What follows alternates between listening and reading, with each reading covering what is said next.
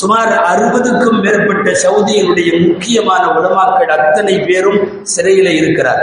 நடைபெறுகிற எந்த நிகழ்வை குறித்தும் ஆடல் பாடல் குறித்தும் குடித்து கும்மாளம் விடுவதை பற்றியும் யாரும் பேசக்கூடாது, பேசினால் அவர்கள் சிறை. ஒரு சாக்கடைத்தனமான பெருமை அவருக்கு இருக்கிறார். அவருக்கு வயது 73. எந்த அளவுக்கு நீதிமன்றங்கள் முடிவு செய்கிறது என்றால் விரைவில் அவர் தூக்கு தண்டனை கைதியாக அறிவிக்கப்பட போகிறார். மலஜலம் கழிக்க அமருகிற போது கூட கிபிலாவின் திசையை முன்னோக்க கூடாது, கிபிலாவின் திசையை பின்னோக்கவும் கூடாது. முன்னோங்கினால் கஅபா, பின்னோங்கினால் அது பைத்துல் முகத்தஸ். ஆட்சியாளர்களே, நீங்கள் என்ன பதில் சொல்வீர்கள் என்று கேட்ட அவர் சிறை கம்பிகளுக்கு பின்னாலே இருக்கிறார். அவை அப்படியே மாடல் செய்யப்பட்டிருக்கிறது. கஅபாவை போன்றே கருப்பு திரை. கஅபாவினுடைய மேலே நாலா பக்கமும் நாம் தங்கத்தாலான நிறத்தில் திருக்குர்ஆனுடைய வசனங்கள் பாடியவர்கள் எப்படி சொல்லுவதென்று வார்த்தைகளில் தெரியவில்லை. காரணம், அந்த மண் ஏதோ அவர்கள் பிறந்து வாழ்ந்த அவர்களுக்கு மட்டும் சொந்தமானதல்ல. ஒட்டுமொத்த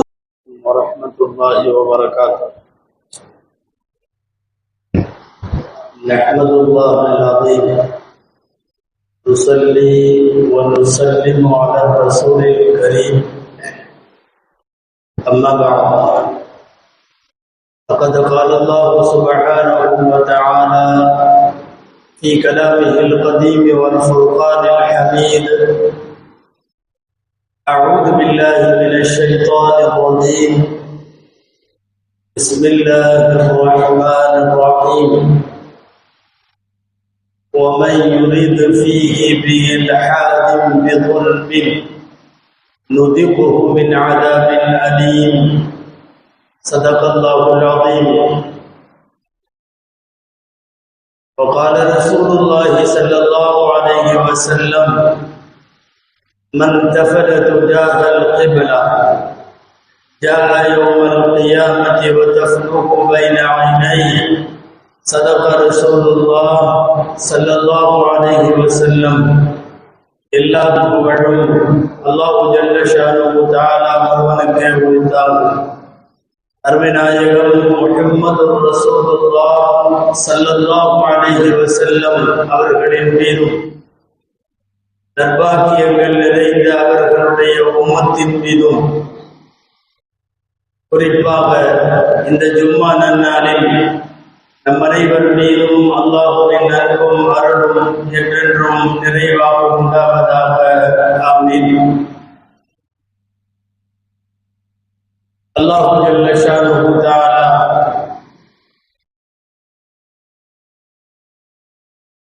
அவன் படைத்திருக்கிற படைப்புகளில் சில இடங்களை, சில காலங்களை, சில நபர்களை அல்லாஹ் கண்ணியப்படுத்தி வைத்திருக்கிறான். அந்த கண்ணியத்தை உலகம் வழங்க வேண்டும் என்று உத்தரவும் தந்திருக்கிறான். அந்த வரிசையில் அல்லாஹ்வால் மிகவும் கண்ணியப்படுத்தப்பட்ட ஒன்று உலகத்தில் கஅபத்துல்லா என்கிற முதல் ஆலயம். அல் குர்ஆன் சொல்லுகிறது, பூமியிலே அல்லாஹ்வை வணங்குவதற்காக கட்டப்பட்ட முதல் ஆலயம் பழைய மக்கா என்கிற இன்றைய மக்காவிலே உள்ள கஅபத்துல்லா தான் பாக்கியம் பொருந்தியதாகவும் அகிலத்தாருக்கு வழிகாட்டக்கூடியதாகவும் இருக்கிறது என்று கஅபத்துல்லாவை பற்றி திருக்குர்ஆன் சொல்லுகிறது. கஅபத்துல்லாவிற்கு கண்ணிய குறைவு ஏற்படும் வண்ணம் எந்த செயலும் ஒரு முஸ்லிம் செய்துவிடக் கூடாது. அவன் ஈமான் இருக்கிற வரை அப்படி செய்ய முடியாது. கஅபத்துல்லாவின் கண்ணியம் குறித்து இப்போது பேசுவதற்கு சில காரணங்கள் உண்டு. பொதுவாக கஅபாவின் கண்ணியம் சஹீஹுல் புகாரி நபி ஸல்லல்லாஹு அலைஹி வஸல்லம் உடைய வார்த்தை இப்படி பதிவாக இருக்கிறது: லா தஸ்தக்பிலுல் கிப்லத வலா தஸ்தத்பிருஹா. மலஜலம் கழிக்க அமருகிற போது கூட கிபிலாவின் திசையை முன்னோக்க கூடாது, கிபிலாவின் திசையை பின்னோக்கவும் கூடாது. முன்னோங்கினால் கஅபா, பின்னோங்கினால் அது பைத்துல் முகத்தஸ். எனவே உலகத்தில் உள்ள முஸ்லிம்கள் எல்லாம் தங்கள் கழிவு கழிவறைகளை தெற்கு வடக்காக அமைத்திருப்பார்களே ஒழிய கிழமேற்காக அமைத்திருக்க மாட்டார்கள். கஅபத்துல்லாவிற்கு நேரடியாக அல்ல, கஅபத்துல்லா இருப்பது எங்கோ ஒரு மூலையில். ஆனால் அவனவன் ஊரில் அவரவர்கள் கிராமத்திலே கூட அவர்கள் சுயதேவைக்கு அமருகிற போது கஅபாவின் திசையை நோக்கி அமரக்கூடாது. எச்சில் துப்புவன் உள்ளூரிலே துப்பினாலும் மேற்கு பக்கம் துப்பாமல் இருக்கட்டும் என்று நபி ஸல்லல்லாஹு அலைஹி வஸல்லம் அறிவுறுத்துகிறார்கள். அபூதாவுதிலே ஒரு ஹதீஸ் பதிவாக இருக்கிறது. மன் தஃபல துஜாஹல் கிப்லா, கிப்லாவை முன்னோக்கி ஒருவன் காரி தனது எச்சிலை துப்புகிறான். ஜாஅ யௌமல் கியாமத்தி வ தஃலுஹு பைன ஐனை, மறுமை நாளில் அவன் ரெண்டு கண்களுக்கு இடையில் முகத்தில் அந்த எச்சிலை சுமந்தவனாக எழுப்பப்படுவான் என்கிறார்கள் பெருமானார் ஸல்லல்லாஹு அலைஹி வஸல்லம். கஅபாவின் கண்ணியம் நாடி நரம்பில், ஊன் உதரத்தில், ஒரு உண்மையான முஃமினுடைய உள்ளத்தில் கஅபாவினுடைய கண்ணியம் மிக அதிகமாக இருக்க வேண்டும். கஅபா இருக்கிற அந்த மக்கா நகரம், அந்த இன்றைய சவுதி, அது புனிதமான மண், அது கஅபாவுடைய பூமி. பெருமானார் ஸல்லல்லாஹு அலைஹி வஸல்லம் பிறந்த பூமி, ஸல்லல்லாஹு அலைஹி வஸல்லம் இன்றளவும் தூங்கி கொண்டிருக்கிற பூமி, 23 வருஷ காலம் வானத்திலே இருந்து வஹியை சுமந்த பூமி, சர்வ சாதாரணமாய் பெருமான் ஸல்லல்லாஹு அலைஹி வஸல்லமை சந்திக்க மலக்குகள் உலா வந்த பூமி. அந்த பூமிக்கென்றிருக்கிற தனிச்சிறப்புகள் நிறைய. உச்சகட்ட சிறப்பாக சொல்லுவதென்றால் அது அர்துல் ஹர்மைனி ஷரீஃபை, 2 ஹரம் ஷரீஃபுகளுடைய பூமி. மஸ்ஜிதுல் ஹராம், மஸ்ஜிதுல் நபவி என்கிற 2 பெரும் ஹரம் ஷரீஃபுகளுடைய பூமி. அந்த மஸ்ஜிதுல் ஹராமை குறித்து பேசுகிற குர்ஆன் ஒரு இடத்தில் இந்த வார்த்தையை பயன்படுத்துகிறது. சூரத்துல் ஹஜ்ஜில் அல்லாஹ் சொல்லுகிறான், ஒமை யுரிது ஃபீஹி பிஇல்ஹாதின் பிதுல்மின், அந்த ஹரம் ஷரீஃபிற்குள், அந்த பூமிக்கு இழுக்கு வரும் வண்ணம், பிதுல்மின், யாராவது அக்கிரமம் செய்தால், நுதிகுஹு மின் அஸாபின் அலீம், துன்புறுத்துகிற வேதனை அவர்களுக்கு உண்டு என்று அல் குர்ஆன் சொல்லுகிறது. அன்பானவர்களே, சவுதி சில நாட்களுக்கு முன்னால், சில வாரங்களுக்கு முன்னால் ஜும்மாவிலே கூட பேசினோம். கொஞ்சம் கொஞ்சமாக தனது நிறத்தை மாற்றிக் கொண்டு வருகிறது சவுதி, தன்னுடைய வண்ணத்தை மாற்றிக் கொண்டிருக்கிறது.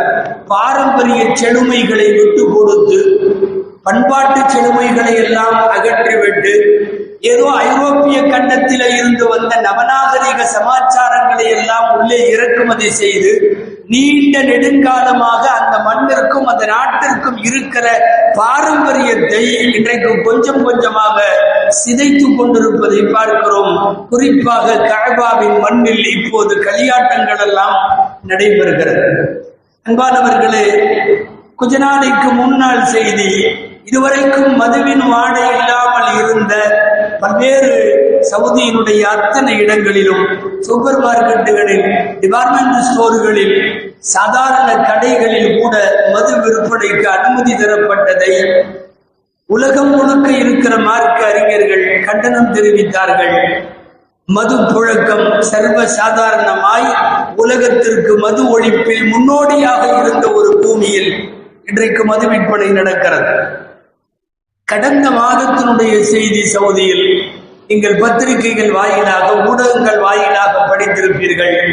மிகவும் கட்டுப்பாட்டோடு விபச்சாரம் உள்ளிட்ட செயல்களை கண்டித்து வந்த அந்த நாட்டில் ஒரு ஆண் அந்நிய பெண்ணோடு எந்த ஹோட்டல்களிலும் அறை எடுத்து தங்கி அவன் உல்லாசத்திலே இருந்து கொள்ளுவதற்கான அனுமதியை அரசு வழங்கியது.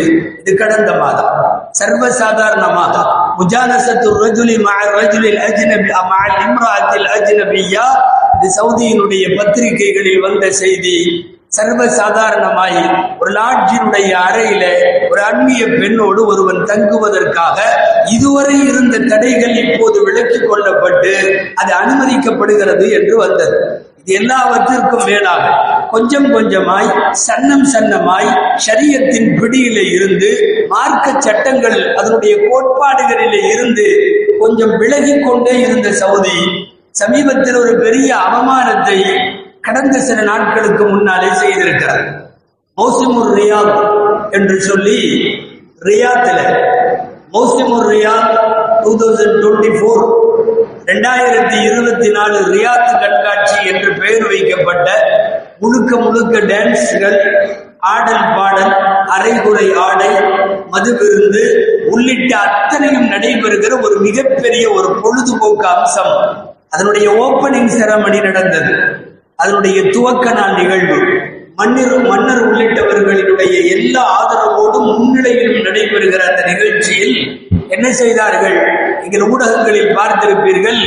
ஒரு மிகப்பெரிய பிரம்மாண்டமான அரங்கில் பல்லாயிரக்கணக்கான பார்வையாளர்கள் அமர்ந்திருக்கிற போது ஸ்கிரீன்ல மிகப்பெரிய அளவில் ஒரு கஅபத்துல்லாவை அப்படியே மாடல் செய்யப்பட்டிருக்கிறது.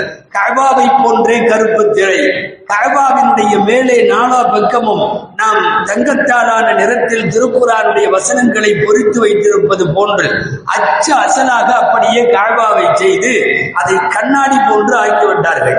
அதாவது கஅபத்துல்லாவின் திரையிலே போய் பார்த்தால் கண்ணாடி போல தெரியாது, அது கல் கட்டடம். இங்கே இவர்கள் உருவாக்கிய மௌசமுர் ரியாத் 24 அதனுடைய கண்காட்சியில் உருவாக்கப்பட்ட பிரம்மாண்டமான கஅபா, அந்த கஅபாவினுடைய சுவர்கள் கண்ணாடி போல். ஆடுவது பாடுவதெல்லாம் மக்களுக்கு தெரியும். நேரடியாக ஒரு ஸ்கிரீன்ல திரைச்சீலையில பார்ப்பதற்கு பதிலாக கஅபாவுடைய சுவருக்குள் கொண்டு வந்து ஆட்ட நாயகிகளை ஆட வைத்து உலகம் இவ்வளவு அசிங்கமாகவும் செய்வார்களா என்று யோசிக்கிற அளவுக்கு ஒரு வேலையை செய்திருக்கிறார்கள். முழுக்க அரைகுறை ஆடையோடு ஆடுகிற பெண்கள் தூரத்திலிருந்து பார்த்தால் கஅபத்துல்லாவினுடைய உள்புறத்திலிருந்து ஆடுவது போல தெரியும். அப்படி ஒரு அமைப்பு. ஆடை என்பது அங்கே ஆடியவர்கள் பாடியவர்கள் எப்படி சொல்லுவது என்று வார்த்தைகளில் தெரியவில்லை. 99% நிர்வாணம். ஒரே 1% பெயருக்கு ஒரு ஒட்டு துணி. அது 1% என்று சொல்ல முடியுமான்னு தெரியல. அப்படி ஒரு அம்மன ஆட்டத்தை கஅபாவை போன்று வடிவமைத்து அதிலே பெண்களை வைத்து ஆட வைத்து மட்டுமல்ல, வரிசையாக பெண்கள் அந்த கஅபாவை சுற்றுகிறார்கள். நாமெல்லாம் அல்லாஹ்வை சுற்றுவதாக நினைத்து தவாஃப் செய்கிற ஒரு கோணம் அப்படியே மாற்றப்பட்டு ஒரு 2 பீஸில் எல்லாரும் சுற்றுகிறார்கள். யூரோப்பியன் ஃபேஷன் ஷோ என்று அந்த கண்காட்சியிலே நடந்தது. ஃபேஷன் ஷோவிலே கஅபாவை சுற்றி வருகிறார்கள். சுற்றுபவர்கள் எல்லாமே மேலும் கீழுமாய் 2 கைக்குட்டை அளவுக்கு உள்ள துணிகளோடு மட்டும் அவர்கள் கஅபாவை சுற்றி வருகிற ஷோவும் நடந்தது. இதற்காக வேண்டி பாடுவதற்கு இறக்குமதி செய்யப்பட்ட அந்த பாடகி அமெரிக்காவிலே இருந்து முன்னணி பாடகி, அவள் ஆடை இல்லாமலும் ஆடுபவள். அவளை கொண்டு வந்து அரைகுறை அல்ல 99% ஆடை இல்லாமல் அவளை ஆட வைத்தார்கள். மிக மோசமான இந்த நிர்வாண காட்சிகள் எல்லாம் கஅபாவினுடைய சுவற்றில் நாலா பக்கமும் பார்க்கிற எல்லாருக்கும் பிரதிபலிப்பது போன்று ஒரு பிரம்மாண்டமான ஏற்பாடு. எவ்வளவு மோசமான நிலைக்கு அந்த நாடும் அந்த நாட்டின் சூழ்நிலையும் அந்த நாட்டை வழிநடத்துகிற அரசனும் எந்த எல்லைக்கு போயிருக்கிறார்கள் என்பதை உலகம் வருத்தத்தோடு நினைத்து பார்க்கிறார். அகில உலகம் முழுக்க ஏராளமான ஈமானிய ஈரத்தை இதயத்தில் வைத்திருக்கிறார். அத்தனை மார்க்க அறிஞர்கள், சமூக ஆர்வலர்கள், சமுதாய அக்கறை உள்ளவர்கள் எல்லோரும் கண்டித்திருக்கிறார்கள். ஒரு அறியாமை காலத்தை போன்று எல்லா விதமான களியாட்டங்களை அனுமதித்து விட்டது இன்றைய சவுதி. குர்ஆனிலே அல்லாஹ் பழைய காலத்தில் இஸ்லாம் வருகைக்கு முன்னால், பெருமானார் ஸல்லல்லாஹு அலைஹி வஸல்லமுடைய ஷரியத் வருகைக்கு முன்னால் கஅபாவை எப்படி பயன்படுத்தினார்கள் என்பதை பற்றி குர்ஆனிலே ஒரு இடத்தில் அல்லாஹ் பேசுவார். அதுல ஒரு வார்த்தை இப்படி வருகிறது: வமா கான ஸலாத்துஹும் இன்தல் பைத்தி இல்லா முகாஅ வ தஸ்தியா. கஅபத்துல்லாவில் அவர்களின் இபாதத் என்பது தவாஃப் செய்து கொண்டே முகாஅ வ தஸ்தியா. இந்த ஆயத்திற்கு தஃப்சீர் தப்ரீயிலே விளக்கம் எழுதுகிறார்கள். தஃப்சீரில் அல் முகா விசில் அடித்துக் கொண்டும் வ தஸ்தியா கைதட்டி கொண்டும் தவாஃப் செய்வார்கள். இது அறியாமை காலத்தில் நபிகள் ஸல்லல்லாஹு அலைஹி வஸல்லம் வருகைக்கு முன் டார்க் ஏஜ் என்று சொல்லுகிற இருண்ட காலத்தில் நடந்த தவாப் என்ன தெரியுமா? கஅபாவை சுற்றுகிற போது விசில் அடித்துக் கொண்டு தவாப் செய்வது, கைதட்டி கொண்டு தவாப் செய்வது. குர்ஆனுடைய இந்த ஆயத்தின் நேரடி நிதர்சனத்தை இப்போது நடைபெற்ற மௌசமுர் ரியாத் 2024 என்று நடைபெற்ற இந்த ஷோவிலே அதை அப்பட்டமாக பார்த்தோம். முழுக்க முழுக்க ஆட இருந்தும் இல்லாதவர்களாய் கைதட்டி கொண்டும் வாயில விசிலடித்துக் கொண்டும் பயங்கரமான இசைக்கருவிகள் முழங்க அங்கே ஒரு ஷோ நடைபெற்றதை உலகம் வேதனையோடு பார்க்கிறது. காரணம், அந்த மண் ஏதோ அவர்கள் பிறந்து வாழ்ந்த அவர்களுக்கு மட்டும் சொந்தமானதல்ல. ஒட்டுமொத்த உலகத்தினுடைய இஸ்லாமிய சொந்தங்கள் அத்தனை பேருக்கும் உரிமையும் சொந்தமும் உள்ள மண். ஐரோப்பிய கலாச்சாரத்தை அப்படியே இறக்கி விடுவதென்று முடிவெடுத்து சின்னஞ்சிறு நகர்விலே இருந்து பெரிய பெரிய நிகழ்வுகள் வரை எல்லாவற்றிலையும் இன்றைக்கு நிறம் மாறி தரம் கெட்டு சவுதியில் இருப்பதை நாம் வேதனையோடு பார்க்க வேண்டியது இருக்கிறது. குர்ஆனில் ஐரோப்பிய கலாச்சாரங்களை குறித்து பேசுகிற போது குர்ஆனுடைய பல்வேறு வசனங்கள் நமக்கு நினைவு கூறத்தக்கவை. குறிப்பாக குர்ஆன்ல 2 வசனம் இந்த காட்சிகளுக்கு பின்னால், இன்றைக்கு மாறி வரும் சவுதியினுடைய அவலங்களுக்கு பின்னாலே 2 ஆயத்து நினைவுக்கு வருகிறது. ஒரு ஆயத்து அல்லாஹ் முதல் ஜுசுவில் சூரத்துல் பக்ராவிலே சொல்லுகிறான், வலன் தர்தா அன்கல் யஹூது வலன் நஸாரா ஹத்தா தத்தபிஅ மில்லத்தஹும் குல் இன்ன ஹுதல்லாஹி ஹுவல் ஹுதா.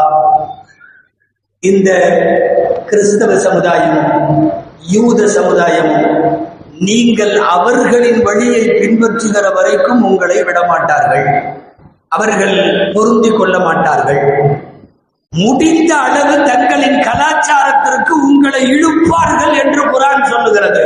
இழுத்து வந்துவிட்ட காட்சியை தான் ஐரோப்பிய நடனங்களோடு பாடல்களோடு நிர்வாண அழகிகளோடு நடைபெற்ற இந்த ஆட்டத்திலே நாம் பார்க்க முடிகிறது.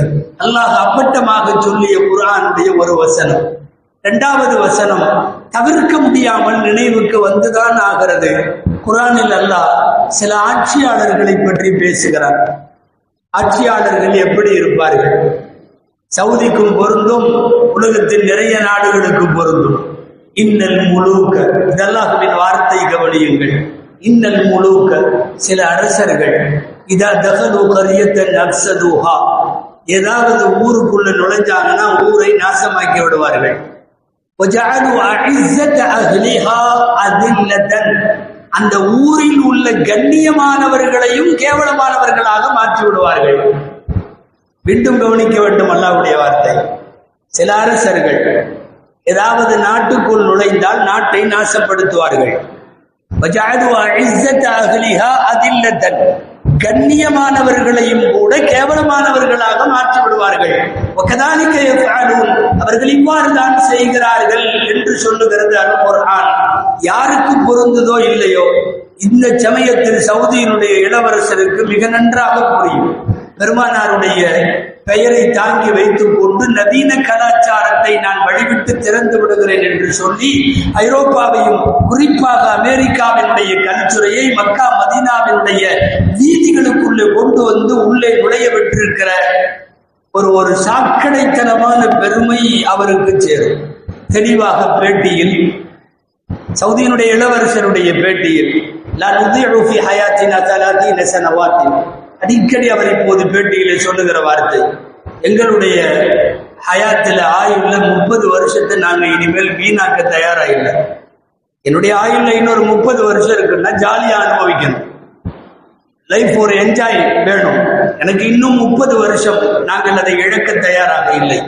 பல்வேறு பேட்டிகளில் அவர்களுடைய கருத்து இது. மார்க்க சட்டங்கள், ஷரியத் சட்டங்கள், ஃபத்வாக்கள், மார்க்க தீர்ப்புகள், அதெல்லாம் அந்தந்த காலத்துல உள்ளது. அந்தந்த காலத்துக்கு மட்டும் அது பொருந்தும். இப்போதைக்கு அது பொருந்தி போக வேண்டும் என்கிற அவசியம் கிடையாது, அதை கேட்க வேண்டும் என்கிற அவசியம் கிடையாது என்கிற சூழ்நிலையில் எவ்வளவு தூரம் அது ஒரு நாசமான கலாச்சாரத்திற்கு போகிறது என்று பார்க்கிறோம். அன்பானவர்களே, கியாமத் நாளுடைய பாடத்தில் உலகம் அழிவதை பற்றி பேசுகிற பெருமானார் ஸல்லல்லாஹு அலைஹி வஸல்லம் ஒரு ஹதீஸில் இப்படி சொல்லுவார்கள், இதா துய்யஅத்தில் அமானத்து ஃபன்ததிரி ஸாஅ, அமானிதம் வீணடிக்கப்படுமானால் கியாமத்தை எதிர்பாருங்கள், உலகம் அழிவதை எதிர்பாருங்கள். சஹாபாக்கள் அப்போது கேட்டார்கள், கைஃப இதாஅத்துஹா யா ரசூலல்லாஹ், அல்லாஹ்வின் தூதரே, அமானிதம் வீணாகிறதுன்னா என்ன? அமானிதம் வீணானால் உலகம் அழியும். அப்பனா அமானிதம் எப்படி வீணாகும் என்று கேட்கிறார்கள். ஸல்லல்லாஹு அலைஹி வஸல்லம் சொன்ன அழகான பதில், இதா உஸ்ஸிதல் அம்ரு இலா கைரி அஹ்லிஹி ஃபந்ததிரி ஸாஅ. ஒரு பொறுப்பு தகுதி இல்லாதவர்களிடம் ஒப்படைக்கப்படுமானால் கியாமத்தை எதிர்பாருங்கள். தப்பி தவறியோ அங்கே இருக்கிற இளவரசருக்கு இந்த பொறுப்பு தகுதி இல்லாத இடத்தில் ஒப்படைக்கப்பட்டதாகவே தெரிகிறது. இதுல வேடிக்கை என்ன தெரியுமா? அந்த நாட்டில் ஷரியத் சட்டத்தை உரத்து பேச வேண்டிய பல பேர் பேசியவர்கள் சிறைகளிலே இருக்கிறார்கள். பேசிய உலமாக்கள் எல்லாம் சிறைகளில். யார் மௌனிகளாக வேடிக்கை பார்க்கிறார்களோ அவர்களெல்லாம் ஆங்காங்கே தங்களின் நாற்காலிகளில் பத்திரமாக இருக்கிறார்கள். பேச வேண்டிய நேரத்தில் பேசாமல் இருக்கிற உலமாக்கள் ஹதீஸ்ல அப்படி ஊமையாக இருப்பது மிக மோசமாக வர்ணிக்கப்பட்டிருக்கிறது. யாராக இருந்தாலும் சத்தியத்தை பேசாமல் மௌனம் காட்பவன் ஊமை ஷைத்தான் என்கிறார்கள் நபி ஸல்லல்லாஹு அலைஹி வஸல்லம். நிறைய பேர் பேசவில்லை. பேசிய துணிவு உள்ள ஷரியத் சட்டத்தினுடைய போராளிகள் பல பேர் பேசிவிட்டு சிறைக்கு போய்விட்டார்கள். அதாவது இவர்கள் எந்த நவீன கலாச்சாரத்தையும் இஸ்லாத்திற்கு எதிரான அக்கிரமங்களையும் நிகழ்த்துவார்களாம். பேசாமல் தான் இருக்க வேண்டுமாம். ஒருவேளை பேசினால் அவர்கள் உடனடியாக மெம்பரிலே இருந்து இறங்கிய உடனே அவர்கள் கைது செய்யப்படும் சூழ்நிலை உண்டு. இந்த வாரம் வரை கைது படலம் தொடர்ந்திருக்கிறது. ஒரு 4 வருஷமாக தலைமறைவு வாழ்க்கை வாழ்ந்த ரியாத்தினுடைய மிகப்பெரிய இஸ்லாமிய பேரறிஞர், இஸ்லாமிய அழைப்பாளர் அப்துல் ரஹ்மான் அல் அரீஃபி அவர்கள் கடந்த வாரத்தில் கைது செய்யப்பட்டிருக்கிறார்கள். சவுதியில நடைபெற்ற மௌசிமுர் ரியாத் 2024 இந்த ஈவெண்ட் ரொம்ப மோசமானது. இது அல்லாஹ்வுக்கு பதில் சொல்ல வேண்டும். ஆட்சியாளர்களே, நீங்கள் என்ன பதில் சொல்வீர்கள் என்று கேட்ட அவர் சிறை கம்பிகளுக்கு பின்னாலே இருக்கிறார். சுமார் 60க்கும் மேற்பட்ட சவுதியினுடைய முக்கியமான உலமாக்கள் அத்தனை பேரும் சிறையில இருக்கிறார். 73 வயதுடைய தக்தூர் ஸஃபருல் ஹவாலி அவர் கொஞ்சம் கடுமையாக மார்க்கத்தை பேசுபவர். அவர் எழுதிய உலக பிரபலமான நூல் அல் முஸ்லிமூன வல் ஹதாரத்துல் கர்பியா, முஸ்லிம்களும் மேற்கத்திய கலாச்சாரமும் என்று ஒரு நூல் எழுதினார். இந்த நூலினுடைய பிற்பகுதிகளில் சவுதி இன்றைக்கு போய்கொண்டிருக்கிற மேற்கத்திய போங்கை குறித்து நூலிலே எழுதியிருந்தார். இப்போது சிறையில் இருக்கிறார். அவருக்கு வயது 73. எந்த அளவுக்கு நீதிமன்றங்கள் முடிவு செய்கிறது என்றால் விரைவில் அவர் தூக்கு தண்டனை கைதியாக அறிவிக்கப்பட போகிறார். அரசுக்கு எதிராக மக்களை தூண்டி விடுபவர் என்று ஒரு பட்டத்தை கொடுத்து அவரை மரண தண்டனை வரை கொடுப்பதற்கு யோசிக்கிறார்கள். சவுதியினுடைய மூத்த அறிஞர் பெருமக்கள் இவர்கள் உள்ளே இருக்கிறார்கள். தக்தூர் டாக்டர் சல்மானுல் அவுதா என்று சொல்லக்கூடிய மிகப்பெரிய ஆலிம், அங்கே இருக்கக்கூடிய பிலாசபி சம்பந்தப்பட்ட இஸ்லாமிய பாடம் நடத்தக்கூடிய மார்க்க அறிஞர், இந்த காட்சிகளுக்கெல்லாம் எதிராக பேசி அவரும் சிறையிலே அடைக்கப்பட்டிருக்கிறார். 80 வயசு தள்ளாடுகிற ஆலிம், அமீது குல்லியத்தி ஷரியா, ஷரியத் காலேஜுடைய பிரின்சிபல். அவருடைய பெயர் சவுத் அல் ஃபுனைசான் அப்படிங்கிறது பேரு. 80 வயதுள்ள அவரை இப்போது உள்ள அடைத்திருக்கிறார்கள். அவர் சிறையில இருக்கிறார். யாராக இருந்தாலும் நடக்கிற ஐரோப்பிய கலாச்சாரங்களுக்கு எதிராக எதுவும் பேசக்கூடாது. முழுக்க யூதனசராக்களுடைய கலாச்சாரத்தை உள்ளே கொண்டு வந்திருக்கிறார்கள். மிக பிரபலமாக அரபுகள் எல்லாம் தங்கள் மொபைலில் வைத்து அடிக்கடி கேட்கிற அப்துல் அசீஸ் ஃபௌசான் மிகப்பெரிய பேச்சாளர். அவர் இப்போது அவர் சிறையில் இருக்கிறார். நடைபெறுகிற எந்த நிகழ்வை குறித்தும் ஆடல் பாடல் குறித்தும் குடித்து கும்மாளம் விடுவதை பற்றியும் யாரும் பேசக்கூடாது. பேசினால் அவர்கள் சிறை. அப்துல் அசீஸ் ஃபௌசான் என்று நாம் சொல்லுகிற இவர் 10 ஆண்டுகளுக்கு என்று தீர்ப்பு கொடுக்கப்பட்டு அடைக்கப்பட்டவர். கடந்த வாரம் மீண்டும் நீதிமன்றத்தில் ஆஜர்படுத்தப்பட்டு 10 வருஷத்தை 30 வருஷமாக அதிகப்படுத்தி அவர் தண்டனை காலத்தை கூட்டி மீண்டும் சிறையிலே அடைத்திருக்கிறார். மொத்தத்தில் முழுக்க இஸ்லாமிய பாதையில இருந்து, கொள்கை கோட்பாட்டுகளில இருந்து தன்னை நழுவிக்கொண்டே போகிற சவுதி கொஞ்சமெல்லாம் அல்ல, முழுக்க தன்னுடைய இஸ்லாமிய அடையாளத்தை தொலைத்து விடுவதற்கே தெரிகிறது. பல்வேறு இஸ்லாமிய நாடுகளின் அமைச்சர்கள், அதிகாரங்களிலே உள்ளவர்கள் எல்லாம் கண்டித்துக் கொண்டிருக்கிறார்கள். குறிப்பாக கஅபாவை அவமானப்படுத்துகிற ஒரு காட்சியில் அதுல கொண்டு வந்து அது போன்று ஒரு உருவத்தை செய்து அந்த காபாவிலே நிர்வாண பெண்களை நடனமாட விடுவது என்பதெல்லாம் அந்த மண் அநேகமாக அறியாமை காலத்துல கூட இவ்வளவு மோசமான இசை கருவிகளோடெல்லாம் இது நடைபெற்றுதான் தெரியல. ஆனால் யாராக இருந்தாலும் உள்ளுக்குள்ளே பொறுமை கொண்டுதான் இருப்பார்கள். பேசாத மார்க்க அறிஞர்கள் கண்டனத்திற்குரியவர்கள் என்றாலும் கூட ஹதீஸில் வருகிறது அல்லவா, முடிந்தவரை கையால், முடியாதவர்கள் நாவால், அதிலும் முடியாதவர்கள் உள்ளத்தால். நிச்சயமாக உள்ளத்தால் வெறுக்கிற ஒரு பெரும் கூட்டம் சவுதியில இன்றைக்கும் இருக்கிறார். கிட்டத்தட்ட அங்க இருக்கிற மன்னர் அல்லது இளவரசர் இவர்களுடைய நிலைமையை பார்த்தா பரிதாபமா இருக்கு. ஒரு கட்டத்துல என்னன்னா, ஃபிரௌன் மாதிரி, மிகைப்படுத்தி சொல்லுவதாக நினைக்க வேண்டாம், ஊரிலெல்லாம் நான் தான் இறைவன் என்று சொல்ல வைத்து விட்டான் ஃபிரௌன். சொந்த மனைவி விட்ட வேலையாகல. ஃபிரௌனுடைய மனைவி ஆசியா அம்மா சொன்னாங்க, என் கணவர், நீ கடவுள்லாம் கிடையாது, கடவுள் எல்லாம் கிடையாது, ஊரையே கடவுள் என்று சொல்ல வைத்தவனுக்கு வீட்டுல மனைவியை சொல்ல வைக்க முடியல. ஆம், இங்கேயும் அதுதான் நடந்தது. இந்த வாரம் சவுதி இளவரசருடைய மனைவி தலாக்கு கேட்டிருக்கிறார்.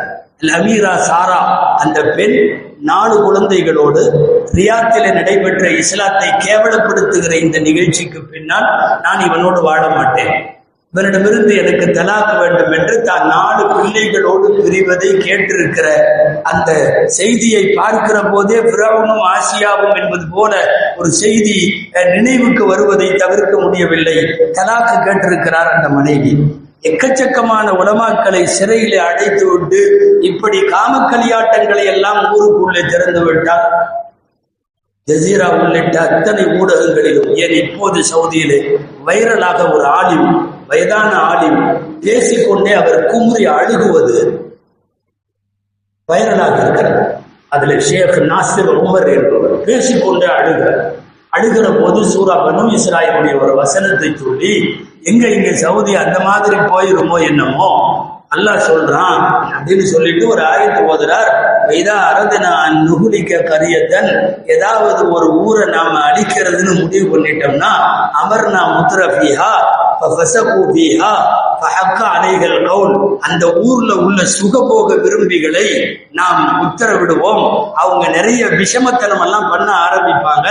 ஃபதம்மர்னாஹா தத்மீரா, அந்த ஊரை, அந்த நாட்டை பூண்டோடு அழிப்போம் அப்படின்னு அல்லாஹ் சொல்ற ஆயத்தை சொல்லிக்கொண்டே வந்தவர் கதறி அழுகிற வீடியோ வைரலாகி இருக்கிறது. ஒட்டுமொத்தமாக உலகத்தில் இஸ்லாமியின் தலை குனிந்து நிற்கிறார். யாரும் தன்னுடைய ஆலயத்தை வைத்து அப்படி அசிங்கப்படுத்த மாட்டார், உலகத்தின் எந்த சமயத்தை சார்ந்தவனும். இப்படிப்பட்ட மோசமான போங்கில் அந்த நாடு போய்கொண்டிருப்பது தொன்மமான இஸ்லாமிய அடையாளங்களை, பாரம்பரியமிக்க இஸ்லாமிய சின்னங்களை எல்லாம் கேலி கூத்தாக்குவது மட்டுமல்ல, கேவலப்படுத்துவது போல இருக்கிறது. காழ்வாவின் பூமியில் இப்படிப்பட்ட களியாட்டங்கள் இனிவரும் நாட்களில் தடுக்கப்பட வேண்டும். எங்கும் எதுவும் நம் போன்று ஓரத்திலே இருப்பவர்கள் ஒன்றும் செய்ய முடியாவிட்டாலும் ரப்பிடத்திலே கையெழுந்த முடியும். அல்லாஹ்விடத்திலே கேட்போம். இஸ்லாத்தினுடைய துன்பங்களையும் அடையாளங்களையும் யா அல்லாஹ் நீ பாதுகாத்து தருவாயாக. ஹரம் ஷரீஃபையும் அதன் கண்ணியத்தையும், ஹரம் ஷரீஃபின் பூமியையும் மோசமான ஆட்சியாளர்களின் பிடியிலே இருந்து மக்கள் கிளர்ச்சி ஏற்பட செய்து யாரெல்லாம் அந்த பூமியை பாதுகாத்தருள்வாயாக என்று அல்லாஹ்விடத்தில் பிரார்த்திப்போம். அல்லாஹ் ஏற்பானாக. ஆமீன்.